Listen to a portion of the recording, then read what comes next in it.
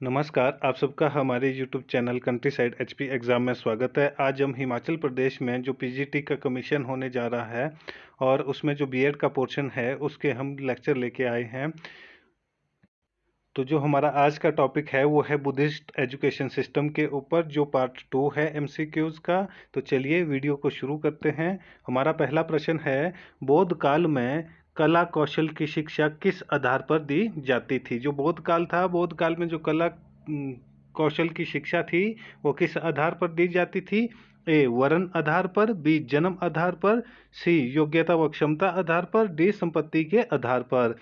तो इसका सही आंसर होगा ऑप्शन सी, योग्यता व क्षमता के आधार पर। जो बौद्ध काल है, बौद्ध काल में जो कला कौशल की जो शिक्षा थी, जो स्किल की शिक्षा थी, वो किस आधार पर दी जाती थी? वो योग्यता व क्षमता के आधार पर दी जाती थी। जबकि जो वैदिक टाइम पीरियड है, वैदिक एजुकेशन सिस्टम में जो कला कौशल की शिक्षा है वो किस आधार पर दी जाती थी? वो वर्ण के आधार पर दी जाती थी। और उस समय की जो वर्ण व्यवस्था थी, कितने प्रकार के वर्ण थे वैदिक काल में? तो उस समय 4 वर्ण थे। 4 वर्णों में सबसे ऊपर पहले ब्राह्मण था, दूसरे नंबर पे क्षत्रिय, तीसरे नंबर पे वैश्य और चौथे नंबर पे शूद्र था। और उस समय जो वैदिक काल था, वैदिक काल के समय जो वर्ण व्यवस्था थी वो कैसी थी? वो कर्म के आधार पर थी। जबकि जो उत्तर वैदिक काल आता है उस समय जो वर्ण व्यवस्था है वो किस आधार पर हो गई थी? वो जन्म के आधार पर हो गई थी कि जो ब्राह्मण है तो ब्राह्मण का पुत्र ब्राह्मण ही बनेगा, और जो क्षत्रिय है क्षत्रिय का पुत्र क्षत्रिय ही बनेगा, और जो वैश्य है वैश्य का पुत्र वैश्य ही होगा, और जो शूद्र है शूद्र का पुत्र शूद्र ही होगा। जबकि जो बौद्ध काल था, बौद्ध काल में महात्मा बुद्ध ने इस चीज का विरोध किया। उन्होंने कहा कि जिस व्यक्ति में जिस प्रकार की योग्यता और क्षमता होगी उसी आधार पर उसे कला कौशल की शिक्षा दी जाएगी। हमारा अगला क्वेश्चन है, महात्मा बुद्ध ने कितने सत्य की खोज की थी? जो महात्मा बुद्ध थे, महात्मा बुद्ध ने कितने सत्यों की खोज की थी? ए 4, बी 5, सी 7, डी 8। तो उसका सही आंसर है ऑप्शन ए 4। जो महात्मा बुद्ध है, महात्मा बुद्ध ने 4 सत्य की खोज की थी। जो मेरा डिटेल लेक्चर है बुद्धिस्ट एजुकेशन सिस्टम के ऊपर, वहां पे जाके आप देख सकते हैं कि जो महात्मा बुद्ध है, महात्मा बुद्ध ने कौन से 4 सत्यों की बात की थी और उनका जन्म कहाँ हुआ था, और उन्होंने अपना उपदेश सर्वप्रथम उपदेश कहाँ दिया था। हमारा अगला क्वेश्चन है, निम्नलिखित में से निर्वाण प्राप्ति के लिए अष्टांगिक मार्ग का अंग नहीं है? कौन सा अंग अष्टांगिक मार्ग का नहीं है? किस चीज के लिए? निर्वाण प्राप्ति के लिए।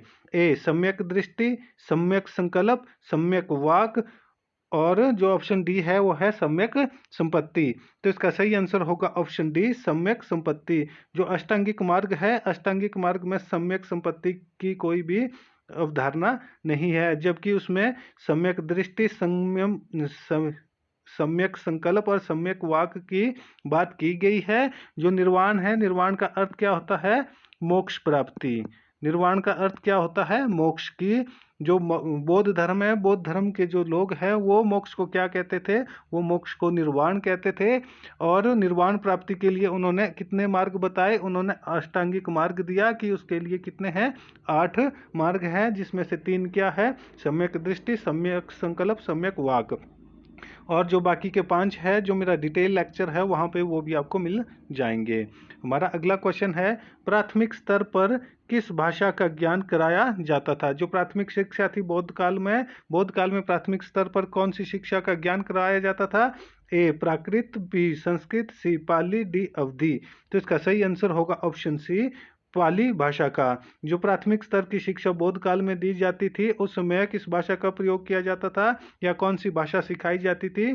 तो उस समय की जो बोलचाल की भाषा कौन सी थी? बोलचाल की भाषा पाली थी। और उसी भाषा में उनको क्या करवाया जाता था? ज्ञान करवाया जाता था। बौद्ध काल में जो शिक्षा के द्वार थे वो सभी लोगों के लिए खोल दिए गए थे। जबकि जो उत्तर वैदिक काल था उसमें जो शूद्र थे और जो स्त्रियां थी उनको शिक्षा के अधिकार से वंचित कर दिया गया था। लेकिन जब बौद्ध काल आया, बौद्ध काल ने जो शिक्षा का अधिकार है वो सभी को दिया गया था। और जो वैदिक काल था, वैदिक काल में शिक्षा किस भाषा में दी जाती थी? तो वैदिक काल में जो शिक्षा है वो संस्कृत भाषा में दी जाती थी।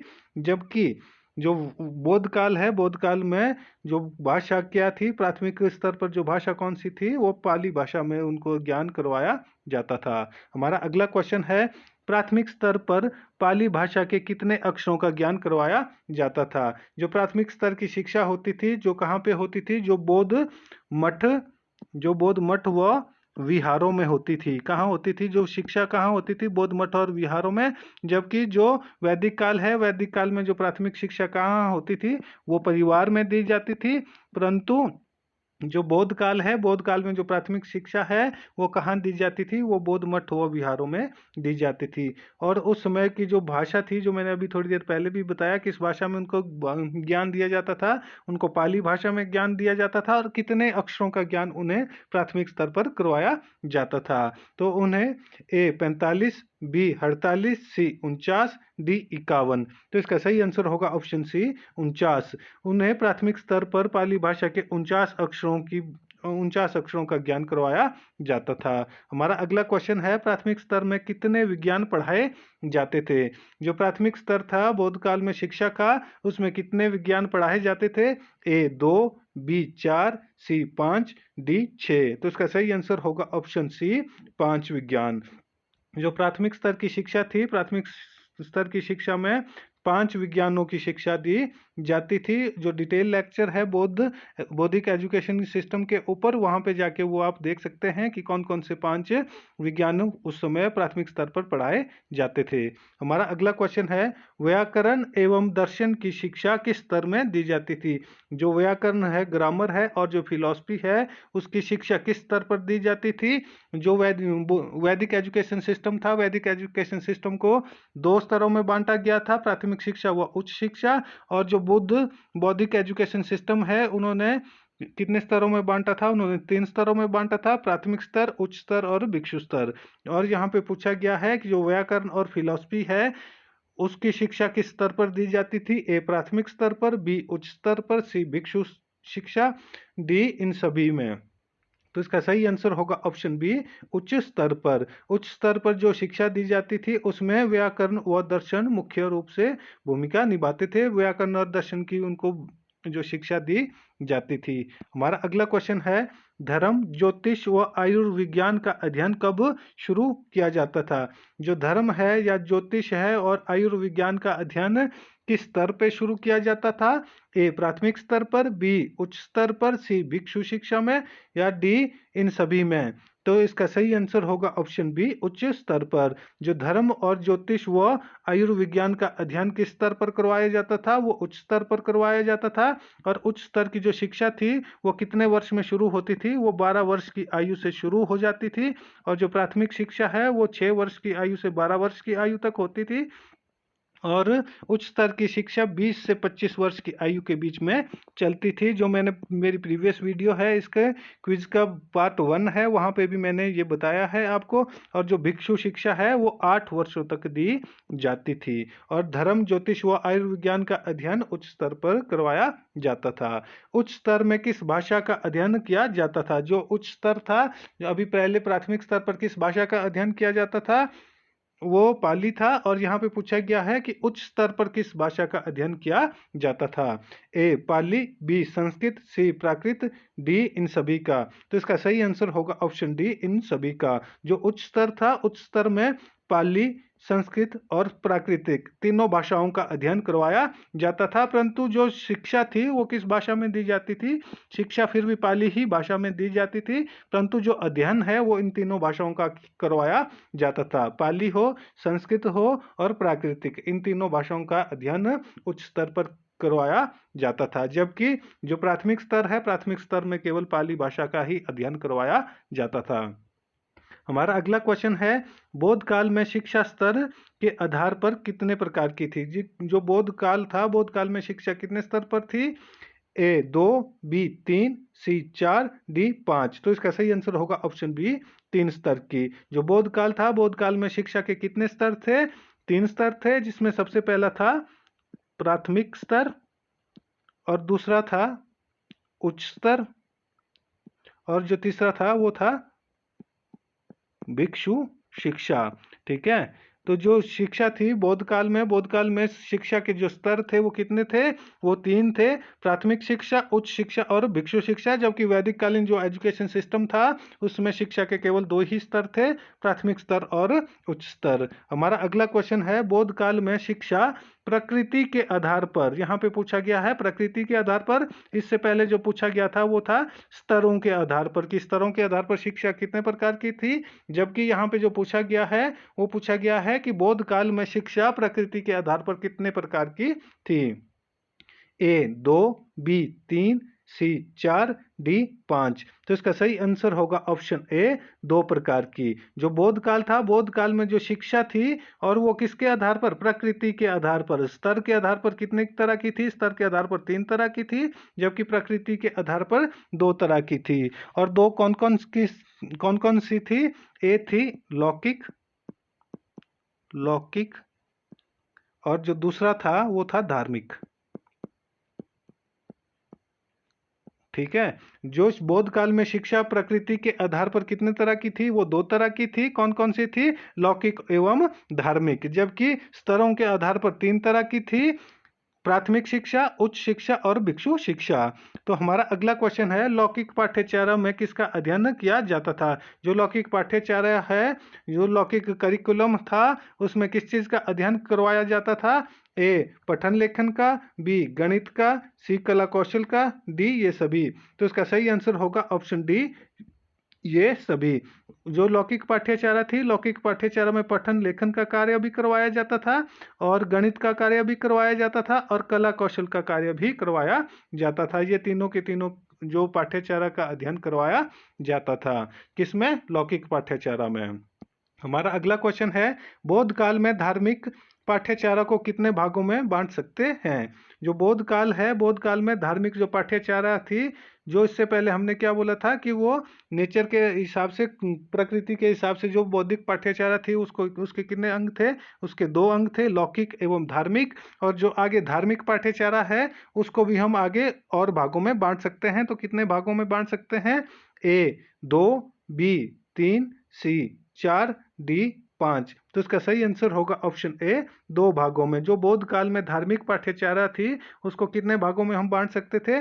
उसको हम 2 भागों में बांट सकते थे, सामान्य पाठ्यचर्या, सामान्य धार्मिक पाठ्यचर्या और विशिष्ट धार्मिक पाठ्यचर्या। ठीक है। हमारा अगला क्वेश्चन है, धार्मिक पाठ्यचर्या में किसका अध्ययन नहीं किया जाता था?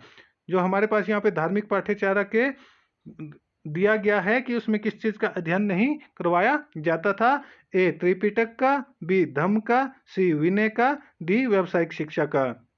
तो इसका सही आंसर होगा ऑप्शन डी व्यावसायिक शिक्षा का। जो व्यावसायिक शिक्षा है ये किस में इसका अध्ययन करवाया जाता था? लौकिक पाठ्यचर्या में इसका अध्ययन करवाया जाता था। और जबकि जो त्रिपिटक है, धम्म है, विनय है, इन तीनों चीजों का जो अध्ययन किस चीज में करवाया जाता था? धार्मिक पाठ्यचर्या में इन तीनों का अध्ययन करवाया जाता था। जबकि जो व्यावसायिक पाठ्यचर्या है या व्यावसायिक शिक्षा है उसका अध्ययन किस में करवाया जाता था? उसका अध्ययन लौकिक पाठ्यचर्या में करवाया जाता था। हमारा अगला क्वेश्चन है, बौद्ध काल में शिक्षा का माध्यम कौन सी भाषा थी? ये मैंने अभी पहले भी आपको बताया था कि बौद्ध काल में जो शिक्षा किस भाषा में दी जाती थी।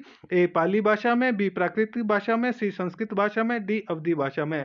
तो इसका सही आंसर होगा ऑप्शन ए पाली भाषा में। जो बौद्ध काल है, बौद्ध काल में जो शिक्षा होती थी उसका शिक्षा का माध्यम कौन सी भाषा थी?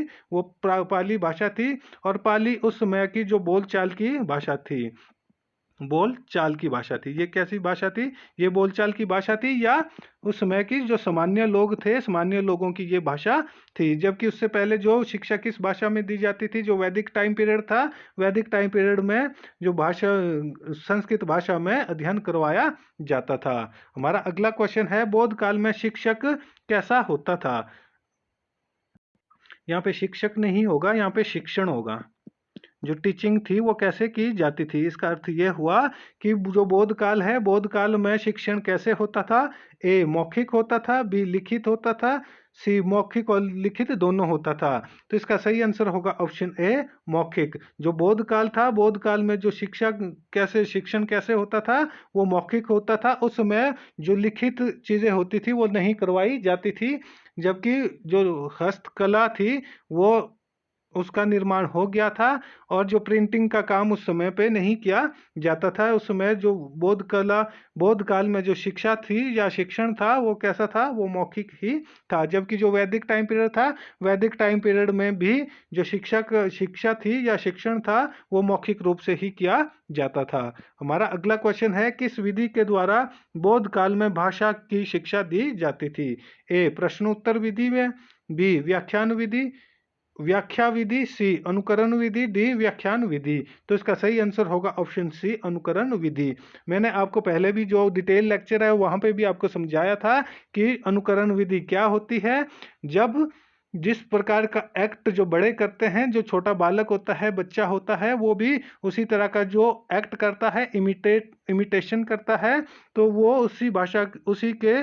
उसी के द्वारा क्या किया जाता है, भाषा का ज्ञान करवाया जाता है और भाषा शिक्षा दी जाती है। किसके द्वारा दी जाती है? अनुकरण विधि के द्वारा भाषा सिखाई जाती है।